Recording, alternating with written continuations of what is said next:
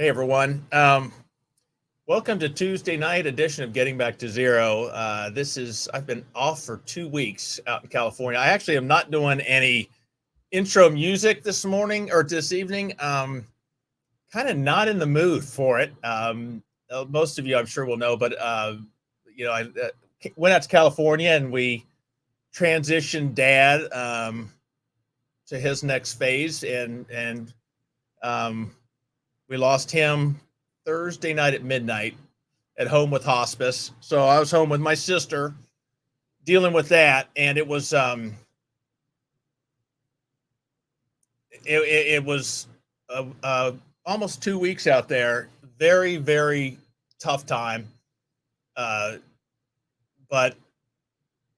it was I did it right, and I'm struggling, but I've never been happier and possibly more proud of myself than I am today based on what I did. And there's just a lot. And I know Pam McRae is, I'm going to bring her right in, but she's a Naked Mind, Annie Grace, this Naked Mind certified coach, but she's also a grief counselor.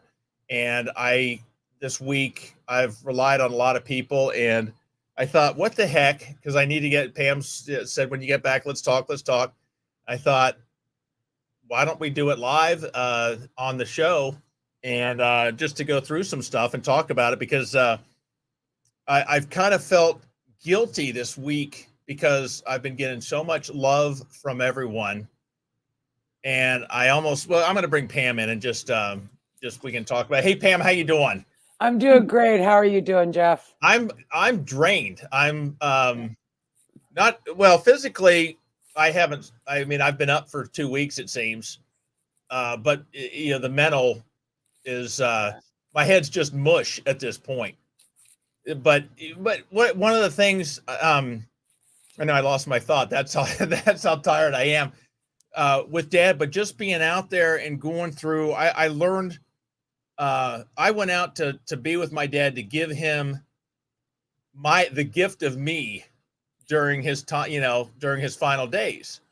And I'm the one, I looked like Santa Claus getting on the plane with all the gifts that I got, that I was carrying, that I got back from him, which just, hey, Krista, hey, Lisa, I'm glad everyone's here. But the gifts I got from my dad, unbelievable. And things that, you hear the gratitude, all these things. And I'm going to just hodgepodge this whole thing, and then you can sort it out, because I don't even know what they're coming out. But I got to deal, and if I lose it, if I start, you better start singing. I've got you. I've got you. You'll see me bail out and get real small in the corner. That means don't stop talking until I come back. Lisa, who's on here, she called me last night. She heard me.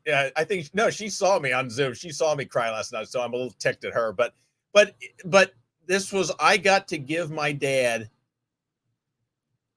me. I got to, for the first time, like I was supposed to be, and that was hard as hell, because I always had my my backpack of emergency, ripcord when time gets tough. Booze, beer for me right there. And I did this whole thing. I gave him what he deserved. And that was hard. But, and I said this last night in my tears, I said, I've never been happier. And people said, yeah, you look it. I could tell just by the tears coming down your face how joyful and happy you are. But it's true, because I was damn proud of myself that I was able to do that for him. And you also gave yourself a huge gift. Yeah. By just being present for yourself and allowing all of this. So that gift goes both ways. I know you're proud of yourself, but you gave yourself a huge gift too, which is amazing. It was hard, because I had, I could let the emotions build up and then sneak out to the truck or whatever and drown them back down. And I was forced this time, or blessed, I don't know what you want to say, to have to, because of my sobriety, I had to process them naturally. You had to face reality in real time is what you did. Yeah. And it was, there was just, I almost felt I wanted to play the, Rocky, at the end when I would, for getting through it and not drinking, but it was just, the rush of actually for the first time I couldn't tell you, dealing with that and actually staying at the plate and not bailing out when it got tough. Yeah, I was proud, but it's hard. It's like, you start to realize how momentarily alcohol does pay off. Yeah. Because you're just walking in that room is tough. And, there's no denying that alcohol numbs this stuff. That's a given. There's no working around that. You can numb out from it. You can walk away and numb out, but it's still there. It's still, all these emotions come back up to you. So no, huge kudos to you. The one that, this is when Lisa laughed at me the most last night in my moment of tears. But one of Dad's, a guy in the neighborhood, if I get through this one, then I'm set. I'll make it the whole rest of the show. But Spike down the street, just an ace, and loved my dad and was so good to my dad. And he came in the day before and he said his thing, and Dad you could tell it crushed me. Well, he's walking out, and I knew I had one shot at it, but I got it out. I said, I know, Lisa, I know you weren't laughing. I'm just kidding. But I knew I had one shot, and I said, hold on, Spike. Here it comes. I got to say something to you. And that's as far as I got. And then we stood there in the driveway, and I think he was like looking at his watch going, sounds like, can I give you a pad and paper? We can act this out. But he knew what I was going to say. And this is where I learned about the gifts during all this thing. He knew not to take it from me. And here's where I lose it. He knew I had to give it to him. As hard as it was, I couldn't let him take it from me. And it took me about 5 minutes, and I finally somehow mustered up, thanks. And that was it. But I had to give it to him. And then I went back inside, and I realized, I've been such a jerk with people saying, hey, can we bring you dinner? Can we do something? And just being my usual, no, we're good. It's like, what an asshole. I'm denying them what they need to do. And now my philosophy in that kind of situation, if someone says, hey, can we bring you something? I'm going to say that would be great. I would really appreciate it. And it's like, and this has all just happened. This is in my head 2 days ago, but it's like an ugly sweater. You take it, you don't have to wear it, but you say, thank you. And that's it. And it's like, Jeff, throw the food away if you don't want it, but and I was depriving them. So I will never.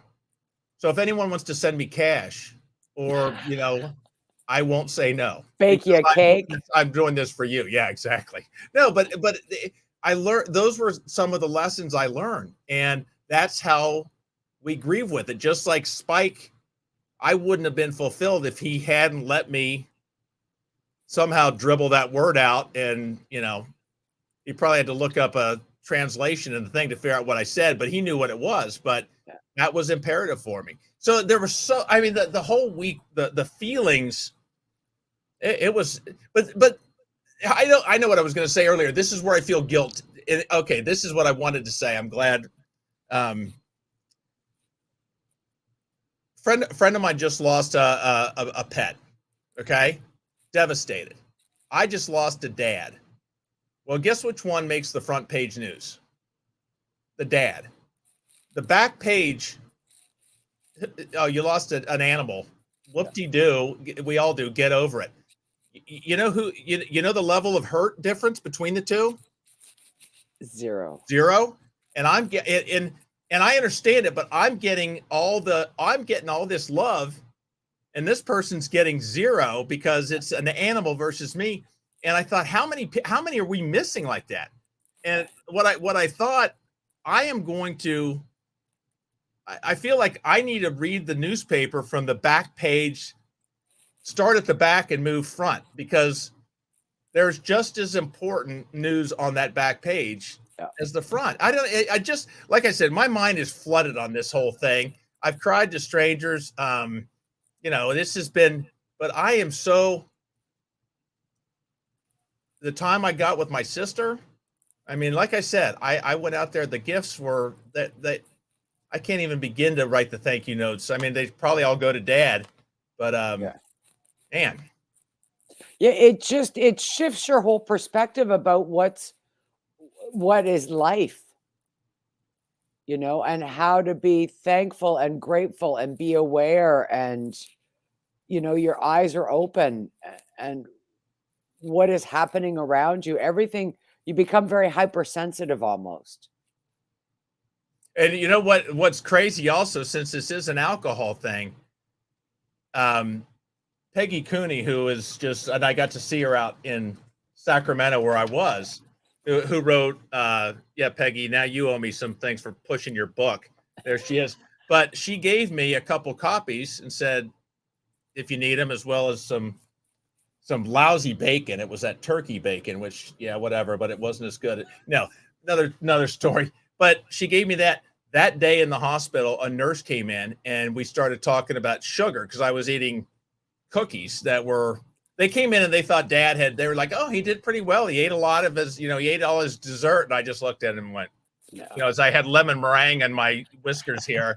And it was like, don't check that box. He didn't eat that. I had to fess up. But we were talking about sugar, and I said something, and I kind of just dabbled out. I said, yeah, I quit drinking 2 years ago, and now I crave it all the time. And then she dabbled back with, oh, I need to, but if I stop, giving up my wine, I just 3 hours later, she came back after she got off the shift to come get a copy of that book.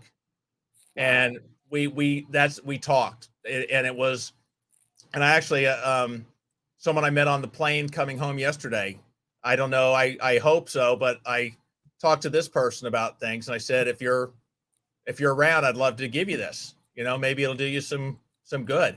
Yeah. But those are all the things from Dad, and none of that happens had I mean, I could have been there physically. Yeah. But I was looking at the clock going, okay, if I spend 2 hours with him, that'll be enough time to then justify going out and numbing it. Gotta have beer. Yeah. When am I gonna have beer? And even just not having those thoughts, pardon me, you are actually fully present, where it's not even, okay, what time is it? Okay, when do I have to go? What's going to happen? All of that takes away from you actually being present for him and present for yourself and with him. It's amazing. That someone just put in the chat that, their nurse is very prolific in healthcare, and I can understand it. I mean, it's just, I go through this once a lifetime, twice when, you had Mom into the mix. And, but, there's there's a lot of, and that's what I kind of wanted to get again off of me and go to this topic more than the Jeff pity party. Cause but there are people that are dealing with this all the time. And unless we have the right coping skills, which I sure as hell didn't, I'm just learning how to. I'll tell you the one coping skill that got me through this. Well, I'm looking at one of them. It's this book right here. No, I'm talking to you, of course. But it's the people, the friends, my support. My two best buddies are out there, and they were great, but my support, I couldn't tell you who else beside where all came from my sobriety community. It's people that are on here, and that's how I got through it. And I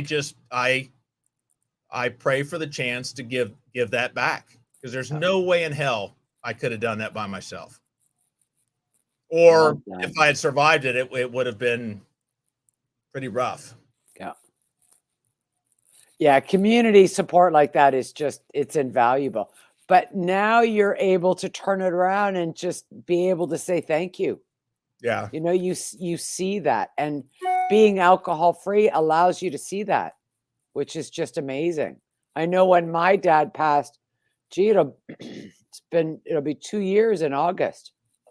And it's been an amazing journey, like you've described. I mean, I think of your emotions that you've just described to me, your feelings in the last, 15 minutes. Guilt, drained, happy, lost, ecstatic, thankful. It's just amazing that you're able to have all these and process them and carry on. And we didn't even talk about sadness. When I said I was happy and I was crying, and that's a good point, because there was sadness in those tears, but it was just every emotion. I couldn't even tell you all of them crammed into one. It was the magic of the moment. It was the love of the support I was getting, the friends. It was what I got to. I couldn't even tell you all of it. It was just packed in there. And that's what those tears were. And that's, I guess, why I said I was so happy as I was bawling like a little. Yeah, I can relate to that. I was the same, where I was relieved because my dad was no longer suffering, like I'm sure you were, but happy I was there. I was happy and present for the whole thing. And no matter what emotion you feel, they're all valid. They're all good. They're all okay. They're going to hit you. It's like a tsunami that comes at you, and you just let it come, and you stand there and go, you know what? I'm sober. Bring it on, feels baby. So good. Even like with my sister, when we're going through pictures and figuring out the memorial and what are we going to do with this and that? Even in that, I'm giving her a me that I never had before, that she didn't see. So now I got home yesterday, and now I go through moments of up and then just moments of deflation. Moments today where I was, on top of it and I'm back and everything's good. And then moments where I just realized, man, I'm really just, I don't want to say down in the dumps, but just deflated. Yeah. Or drained. Yeah. Is another way to look at it. And it will be like that. It's waves. It's just like cravings for alcohol. They're so similar. They come in waves. And you don't know how it's going to hit you or what it's going to hit you with, whether it's anger or happiness or sadness or guilt, or it will just come, and just allow it and let it go. Feel it, process it, and then carry on. I think you just hit on it with I fought it before. Yeah. I when I couldn't use alcohol to hold it at bay, I just white knuckle, whatever, grinned and bear it until I was ready to explode, till I could get out and numb it with alcohol. Yeah. And the tears, I think back, like Christmas Eve, I'm a sucker because I think it takes me back to when I was a kid, just magical times. But I would put the kids to bed, be wrapping, putting stuff out, doing whatever. I'd always put one of the old A Christmas Carol or one of those old It's a Wonderful Life. And I would just pound the beers, and I would just cry these crocodile tears of emotion. And are those even real? I don't know. It was like I was looking forward to those to maybe justify the fact that I was, I don't know. But they weren't the same. I know that. No, it's not, because nothing's getting processed. It's just like a little vent that's been open, or, you're just turning on a tap, but nothing's draining. All you're doing is filling up a sink with those tears. You're not doing anything with them. To me, they're not real. I've done the same thing, several beers back, and then all of a sudden the tears start to flow, and you think, okay, I'm getting rid of it now. This will be good. And you wake up the next morning and it starts all over again. that I had a reason to be on here telling you this and to cry because it was my dad. Okay. But he just lost a pet. Same loss, pain. I would never come on and have Pam McRae on to talk about my goldfish that died that I found floating today. I would never. I'd bury that pain, whether I was drinking or not. I wouldn't talk about that. Really? Yeah. And it's all, see, and that's the thing with grief. Well, that's the stigma too. We need to bury this pain. We were brought up to say, no, just shh, you're okay, suck it up. And we're not okay. We hurt.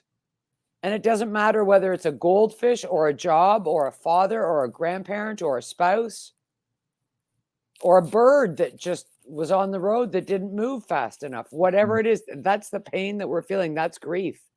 And it's okay to feel that. And the only way to get over that is to move through it. But there's it's like comparing apples and oranges. Yeah, I wouldn't have, I was even like, my sport, playing football, you never show pain. You don't show weakness. No. And you don't ever go up to the line, the guy you're playing against, go, yeah, boy, my wrist is really, I'm really tired. You go up, I'm 100%, I feel nothing. Yeah. And that maybe that meant, no pain, no gain, tough it out, walk it off, all those things.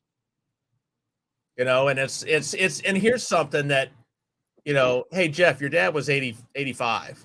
It was his time. Yeah. Those are the things that,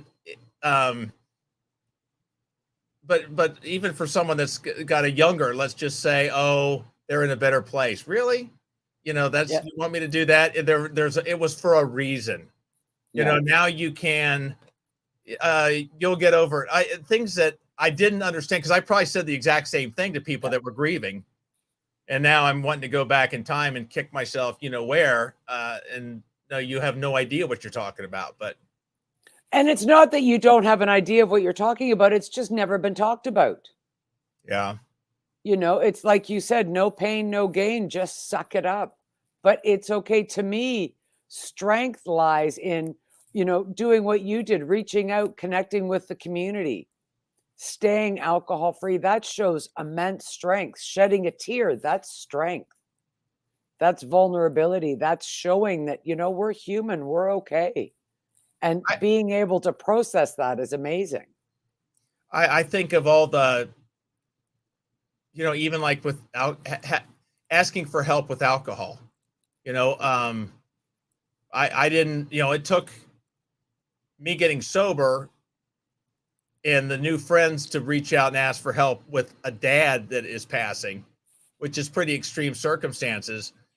I never would have reached out, just about everyone knows I was, destroyed with anxiety and panic attacks for years.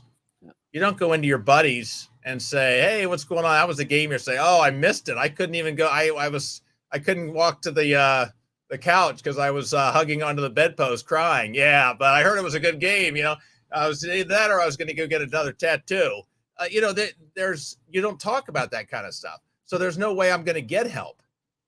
Yet you don't talk about that stuff. But I bet you if we start to open that conversation, and not with bearing our soul, but just say, you know what, I missed that game. I wasn't feeling well. Just start slowly. Get that conversation going, because there's nothing wrong with it. Because the more you share, again, just opening that door small, the more your buddies are going to say, hey, you know what? That happened to me a couple of weeks ago and scared the shit out of me. I know you're right, but I know my buddies, I still struggle to believe that you're right. I look and go, no, not Tom and Danny and Joe. No, those guys. But you're right. Yeah. But it's still, even now knowing you're right, my perception is, yeah, but that not in my case. Yeah. That might be for some of the other people you deal with. But my situation is different. Yeah, of course. Of course, everyone's situation is different. But just think about it. And just like, even just using your experience with your dad to just say, you know what, that was wild. for me to stay alcohol free, and I did it, and the emotions that I had to feel, and then leave it at that. But just open that door a little bit. It's, you talked about earlier about being thankful. Open that door. Be thankful. Mm-hmm. Well, the one that I'm doing a decent job on that is it was these two people that I opened the door with alcohol and just, I call it dabbling, but I dabbled out, oh God, I love sweet. I mean, I couldn't care less about sweets, but I quit drinking 2 years ago, and now sweet, little thing. And then I talk about the sweets craving. Well, hoping that maybe they heard that but I quit drinking 2 years ago, and then go on. And then both times the dabble came back. They tested the waters with, but it, giving up my wine. Just, is he going to bite my head off? There's a little bit of, and then it's just, well, how'd you, and then you get I guess not trying to open the door all at once, but just crack it a little bit. Yeah, just crack it and open. I mean, that's why I wanted to specialize in grief, because it's something that's not talked about. And then you combine it with being alcohol free, and it's like, yeah, no, that's not happening. I need to bury my pain. Well, what's the first thing you do if someone's, let me buy you a drink? Hey, I just lost my girlfriend. Man, let me buy you a drink. That is the go-to. That's the norm, the solution. Oh, well, it's the norm for so much. So it's just working up to that and saying, yeah, no, you know what? I don't want it. I don't need it. I want to, and you don't need to go into detail, but when you're alcohol free, you want to process this. Like, look, you're the perfect example. You've been there now. Mm-hmm. You see what it's like to experience such loss, but to be able to do it alcohol free is just, it's like hearing singing from the sky, literally, pardon the pun, but it's just like, I did it and he's free. And wow, that feels just amazing. I think if I was dealing with what I know now, dealing with me as an outsider, I would say, wow, tell me about your dad. I don't know. I just something to divert, but get away to a comfortable, not why is, how long does he, I don't know those questions, but just something to get the ball rolling, to crack the door. To crack the door, you mean about grief? Well, just to get someone that's grieving to open up. Yeah. To start and just say, and yours was perfect. Tell me about him. Tell me about her. What were they like? Tell me a funny story. Anything that you can just get, like you said, just crack that door open, get that conversation going is amazing. Yeah. Yeah, it was, I know that the night that I knew that was going to be it, I had nothing I needed to say. And I was lucky. I was damn lucky that I was able to get out there and spend some time with him and say those things. Because that would have been, I'd hold that. And now you look at it and go, okay, well, how many people do I need to tell them I love them tonight before, I regret not being able to do it. But that was the one. And it wasn't the hungover, empty I love yous that I'd given him plenty of times. I think maybe even I heard it more than he did, or I heard the message more than he did. So maybe I needed to hear me say that to him. I don't know. But I mean, you said it. It wasn't the empty message. It came from your heart. Right. And you did it all without regret. You were fully present for all of it, which is, to me, just amazing. I do carry, Kate, who's on here, and I try to leave names out of here, and love her to death. But I learned she just lost her dad in the last 2 years. And it's like, oh, you just told me after I've been talking about my dad for a week, and now you're just letting that slip in. It's like, who am I? That it really bothers me I'm thrilled with the love I'm getting, and it's awesome, but I'm still reading my own front page news. It's easy to read that article because that's the one that's getting all the attention, and I'm falling into that same trap, and that kind of, I don't know, bothers me. Or you can turn it around and just say, you know what, that's the sign of a true friend that knows when to share information about themselves. Right now, we're just here to support you. When the conversation comes up, then yes, we'll share our own part of our story. Yeah. But right now the focus is on you, or the focus is on, your buddy that lost his dog. And then as the conversation progresses, yeah, you know what? I've experienced that. I lost my dad too, or I lost my dog. Flip it to say, wow, isn't that amazing? They took their time to just hold me and support me. And now we're just going to come around and share their story. Peggy just said alcohol makes grief about us. And that makes total sense. And I love that. And I don't know. It's just, I got I got some slaps to the face, some wake up calls this week as well, but those are all I appreciate. I mean, I'm thrilled. That's the good news of this week, including all the stuff, is the crap I had to learn the hard way. I mean, that's why this whole this week is such a win. As hard as this has been the one of the greatest weeks of my life. Yeah. I can't put that on paper but in my heart, I know that. Yeah. So I know that feeling. And it feels so amazing. And it's a win in the sense of just I get it. And that's what I want people to experience. I think for me, just knowing that my mom could have done it better. Wish I had. I find that even with her, I think I wish I could have gone back and had this, or I could have, I have those. And I think we all do. And I don't know how this might be a lesson you have to go through to learn, but I am thrilled that at least as of right now, I see zero chance of me having regrets about Dad. Yeah.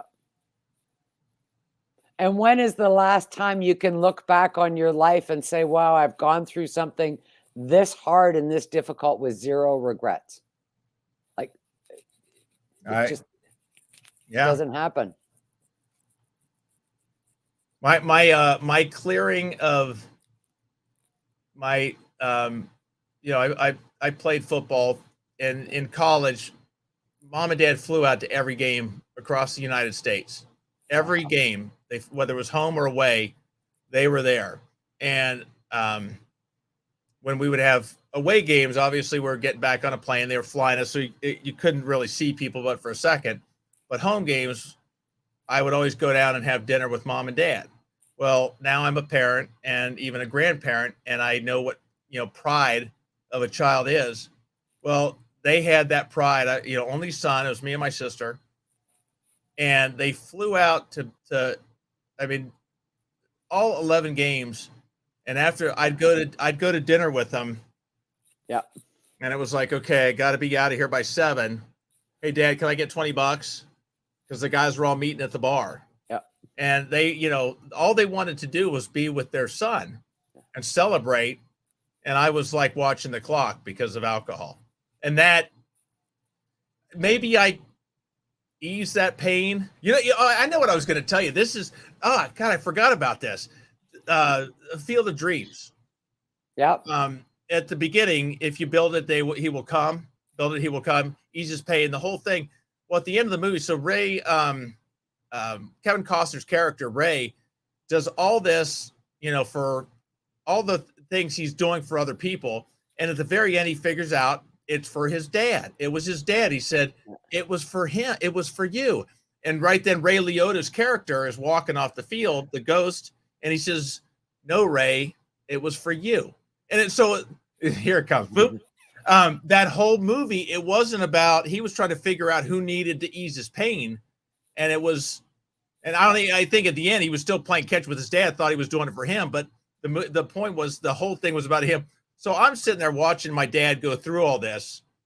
And I'm just seeing Ray Liotta standing at the door over there, dressed as Shoeless Joe Jackson, saying, "No, Jeff, it's for you. That's why you're here." Wow. I forgot. Yeah, I was. Yeah. Anyways, it was cool. Powerful stuff. It really is powerful stuff. I'll have to just watch that movie again tonight and just bawl like a little, see if I have any more tears left in the tank. Yeah. Tears, I just learned, I thought there was a limited supply. They multiply like rabbits. Okay. They do. They do not. I thought, good, I'm empty. I'll maybe just do a little choke, little shake, and I'll be good. No. They replenish really faster than rabbits. They do. They're like on the ball. I thought I was going to need an IV, to get rehydrated from it. Yeah, it's amazing. But yes, they're so good for you. Yeah. Well, I know we're early, but I just wanted to. A lot of people are asking, I wanted to tell it one time and not have to go cry again and have people like Lisa laughing at me, when I'm in my most vulnerable moment, but that's okay. Those Lisas. What's that? Oh, those Lisas, I tell you. So cruel.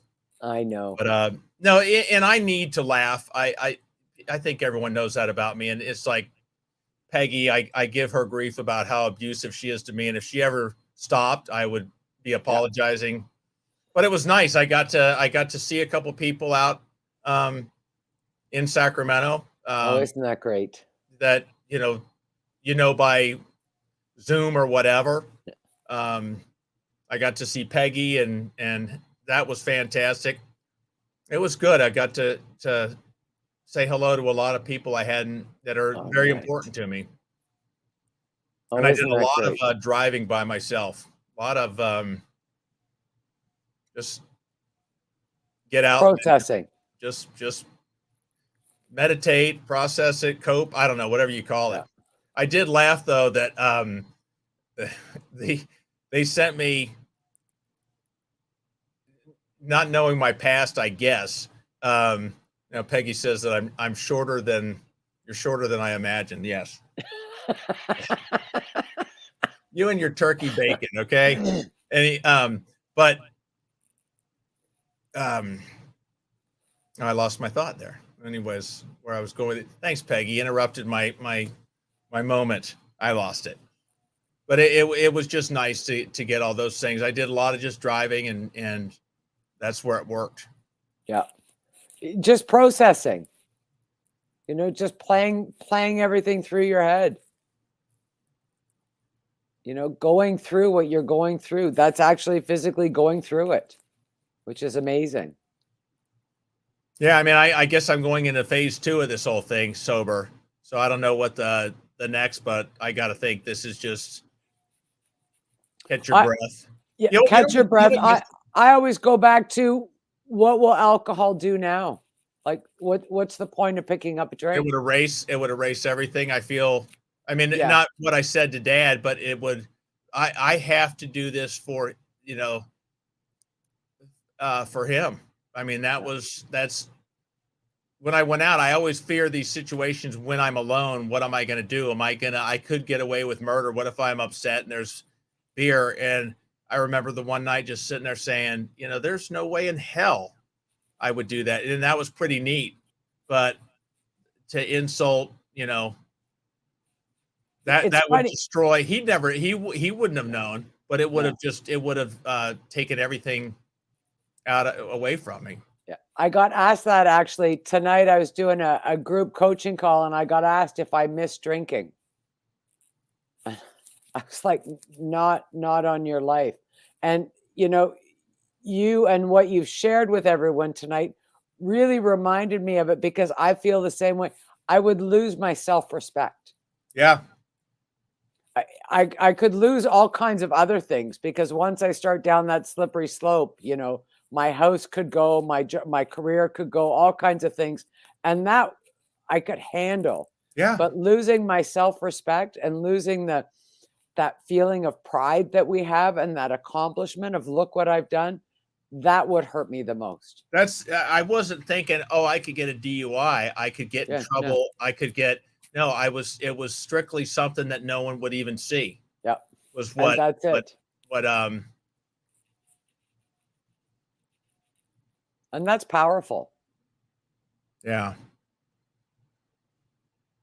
So I guess it's almost, you know, it's like someone said, you're taking it off of your shoulders when you do it right. And I'm not going to forget Dad, but it's almost like the sidecar analogy with the motorcycle. It's he's still with me, but he's not on my shoulders anymore. I don't have to carry him. He's riding next to me. Yeah. And that's good, because I still carry it. I still look down and miss him, but it's not going to tear me up. And no, and it's not something you ever get over. It's just something you adjust to. So instead of having him sit here, he's now sitting here. I never understood people that lost a loved one. And I thought, how do you ever have joy ever again in your life? And I really struggled with that, because I thought, how can you ever be happy again? And that I finally got was, it's a different, you don't get your, I guess I always thought it was the same joy, and you don't get that back. You create a new. Yeah. You adjust. But it still bums me out that someone has to go through life having lost a close loved one. You know, a dad, it's a little bit, he lived his life. But you know, losing a sibling, or a partner at a younger age. How you ever, I feel so sorry for those people, because I go, will you ever really be happy? I mean, like you were. And if not, that's a pretty depressing thought. It starts out slow. You get little glimmers, but it's about adjusting and, you know, accommodating to your life, and realizing that they're not there. So now just figuring out where you fit in. A lot of that is, where do I belong now? You know, I went through that. Am I still a daughter if I don't have a dad? Where's my identity? Mm-hmm. Yeah, that I had that one, just walking into the house, and you know, here I am, 57, and I felt like a kid that was suddenly on his own, because you know, I didn't even. It was like I still, even though I didn't use it, I had Dad in case if it hit the fan, and I needed, you know, hey, I needed the gas card and $20. He was there. And suddenly I was sitting there going, that's it. You're on your own, dude, for the first time. And that was an eerie feeling. Yeah. It's scary. Yeah. It's scary. Well, I'm going to let you go. Peggy said, I thought that too, losing my first daughter, you know, am I still a mother? And I can compare that with a dog. And what is that? And maybe they're, you know, it's not comparing. It's not really comparing. It's grief. It's individual grief, because there is no comparison. You and I can't compare what it's like to lose our fathers, because each of us had a totally different relationship with our fathers. So even that's comparing it. Like, there is no comparison when it comes to grief. It's grief, and how or why or what had happened is individual for everyone. All right, because everyone, you know where I'm going with this, because I showed you before we even started, and get that little, I'm sorry, shit-eating grin off your face. But because everyone has been so good to me, and I might as well. I was young. I was tender. I didn't know who I was. I was seeking attention. Here it comes. This is maybe why this. You know what? You can go. Okay. This is maybe why I turned to alcohol. But I found this picture. My kids are filing separation papers as we speak. They've called 241 Kids for their own help, but I think I had tried to forget about this. But yes, sophomore year. Can't believe this is in honor. Okay. This is good because dad opposed this. Mom drove me to have this done. Okay. Dad said no. So Jeff did have a perm his sophomore year in high school. There you go. Oh yeah. Oh yeah. Oh yeah. Oh yeah. I'm surprised the phone's not ringing now with the chicks are calling. Yeah. I told you were hot. God, that is just, I saw that and I thought, you know what? Is there any morphine left? Start the drip with me because that's just awful. Wow. But that's where the laughs come in. Yep. I thought I looked good at the time. Yeah. Oh. Lisa Rhymes going, OMG. Peggy saying screech. Kathy's saying it's bigger than her Parma hair from the 80s. So, God. Oh my. The embarrassment. Well, Pam, stay on for just a second, but thank you very much. And thank you. And again, here I am claiming front page news, but thanks everyone that, was it's just awesome to go through this knowing that you have this group, it's just makes a difference. It just makes a difference. It's unbelievable. It's a great reflection on you too, Jeff. Well, the gifts of surprise. Yeah, Todd's going, now I understand why you drank. Exactly. Thanks, Todd. Okay. But the see, I can't even, these comments come and I lose my thought. But once again, I started this thing because I drank too much beer. And if I can just quit drinking, life would be good. And I thought, now I realize that was just the first drop into the bucket of what I've gotten from this. Pretty classic. All right. Hang on, Pam. And we'll be back. I got to get back to the schedule, so I do have some guests lined up, and we'll get things rolling again. But time to put this to bed and move on. But thank you, Pam, so much for being here. Thank you. And we will see everyone Thursday evening. Take care, and thanks again.